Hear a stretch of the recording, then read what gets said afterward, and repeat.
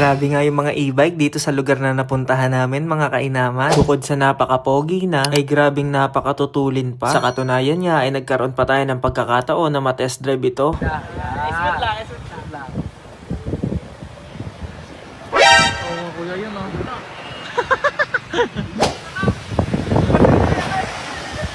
Gear to.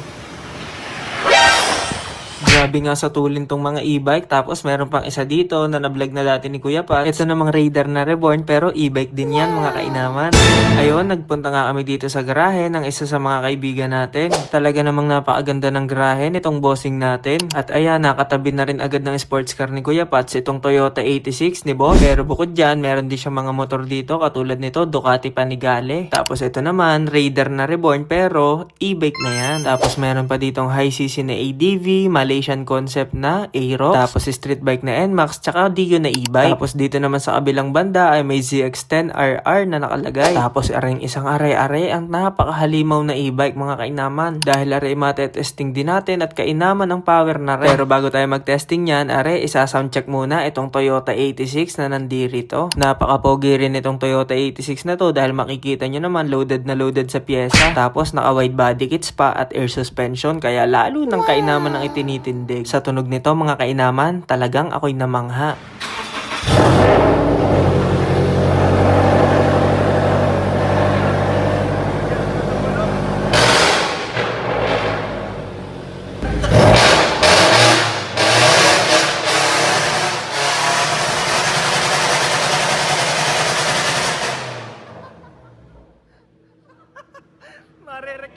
Ayun, ay grabe naman talagang tumunog aring Toyota 86 ni Boss Jerome. Talaga namang wasak kung wasak ang tunugay. Pero ayun, mabalik tayo din sa mga motor. Ay are, sabi ni Boss Nate, ay ilalabas niya raw aring mga e-bike at subukan ko raw dahil kainaman din daw ang mga power ng mga e-bike na are. Aring ang unang pinasubukan sa atin, aring kala nyo ay Raider pero yan ho ay e-bike. Sabi ni Boss Jerome ay are naman daw ay yung hindi pagasinong masyadong malakas ang power. Pero ayun, tinansya ko muna rin ang mga preno bago ko sinubukan dahil mahirap na dahil baka napakatulin din ito. Ayun, at nung nagamay ko na, ayan, tinesting ko na, ay talagang napaka-smooth din naman. Nakakatuwa rin, talagang naiengganyo rin akong bumuo ng isang e-bike dahil napaka-chill lang din gamitin tapos napakatahimik pa. Tapos syempre nga, pag nailagay mo siya sa mga garning kapopoging motor, ay talagang hindi ka na rin makukulangan sa mga pormahan niya.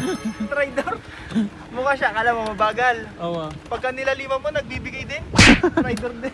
Tapos sabi ni Boss Jerome, ito naman daw isang e-bike niya ang ilalabas niya. Dahil kung tulin at tulin lang din daw ang hahanapin, ay kahit papaano ay sasabay din daw sa mga tulin ng mga big bike ito. Kaya ayan, inilabas lang ni Boss Jerome. Tapos may mga ilang bilin lang si Boss bago ko to i-drive. Dahan-dahan lang. Dahan-dahan lang. As in, sobra. Dahan-dahan, kuya. Oo. Parang kinakabahan ako sa mga banat na yun, diba? Sige mo natin nakapreno. Kasi dada. Smooth lang. Wow. Oo nga, kuya yun.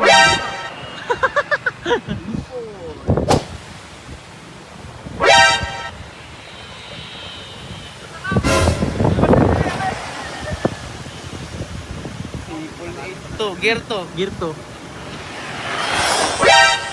Ayun, at gulat na gulat nga ako, mga kainaman, sa power nitong e-bike na ito. Dahil talagang napakalakas niya. Maiihalin tulad ko nga sa ibang big bike na nagamit ko na ang power nito. Wow. Tapos ang malala pa dito, mga kainaman, meron daw itong 3 mode. Pero ngayon, ito pa yung mode na pinakamahina niya. At masusubukan natin yung mode number 2 niya na medyo mas malakas pa. Hanggang gear 3 yan. Yun na testing mo, gear 1. Pinakamahina yan, kuya. Testing mo yung gear 2 kung kaya mo naman eh. Gear 2. Okay. Ito yung gear niya dito sa start. Diba, pag in-start mo siya, automatic gear 1 yun. Pag pinindot mo to, gear 2. Yan, gear 2 na yan. Baka gear 3 to, kuya. Hindi, ito lang. Ayun na nga, at testingin natin, mga kainaman, itong mas mabilis pa na mode niya. At ayun na nga, mga kainaman, talaga namang napakalakas na ring e-bike na are. Ultimo nga ang cameraman natin na si Kuya Pats ay naiwan ang camera. Talaga rin kala mo na may pinapana sa sobrang lakas din na ring e-bike na are. Sa katunayan ay hindi ko na nalaman kung ano yung takbo ko na sa oras na iyon. At talagang nag-focus na ako sa pagdadrive at talagang napakatindi ng power na rin. Adrenaline.